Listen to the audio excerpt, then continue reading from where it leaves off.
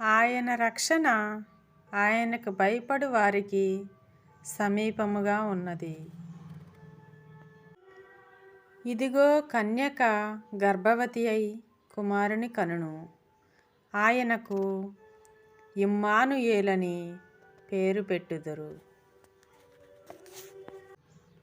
దేవుడు వెలుగై ఉన్నాడు.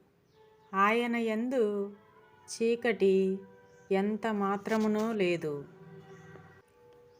ఆమె ఒక కుమారుని కనును. తన ప్రజలను వారి పాపముల నుండి ఆయన రక్షించునుగా గనుక ఆయనకు యేసు అను పేరు పెట్టుదురు. దావీదు పట్టణమునందు నేడు రక్షకుడు మీ కొరకు పుట్టి ఉన్నాడు.